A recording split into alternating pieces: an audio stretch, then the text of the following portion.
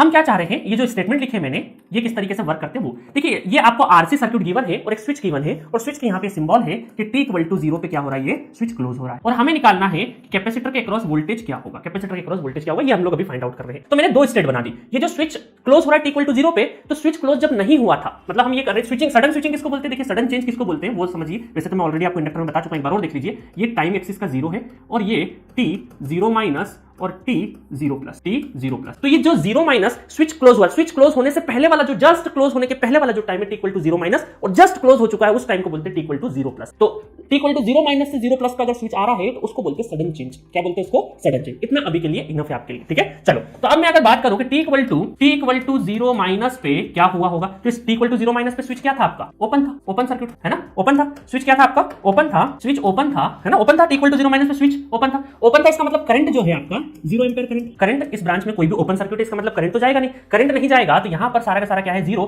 इस पूरी ब्रांच में 0 एम्पीयर करंट है, 0 एम्पीयर करंट है। इसका मतलब यहां पर आपका ये बोल सकते हैं कि इस कैपेसिटर में भी क्या होगा आपका IC0 माइनस। करंट आपका जो है IC0 माइनस, छोड़ो करंट, अभी नॉर्मल करंट की बात करिए। जो करंट है, करंट I ऑफ 0 माइनस वो क्या है आपका 0 एम्पीयर है। और अगर मैं वोल्टेज की बात करूं कि यहां पर वोल्टेज VC0 माइनस वोल्टेज कितना होगा, तो वो भी क्या होगा, 0 होगा। वो भी क्या हो जाएगा, 0, क्योंकि कोई करंट ही नहीं जा रहा है तो वोल्टेज ड्रॉप कैसे होगा, कुछ भी नहीं होगा।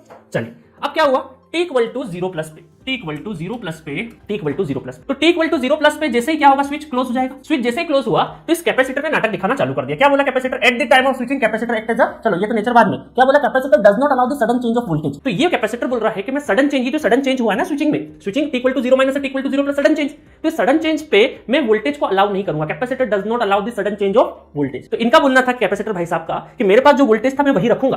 तो इनके पास क्या वोल्टेज था, 0 था, तो ये बोले अभी भी मैं 0 ही रखूंगा। तो इनके कहने का मतलब है कि VC 0 प्लस भी क्या रहेगा, 0 रहेगा। ये बोले कि मैं अलाउ नहीं करूंगा, सडन चेंज ऑफ वोल्टेज को अलाउ नहीं करूंगा।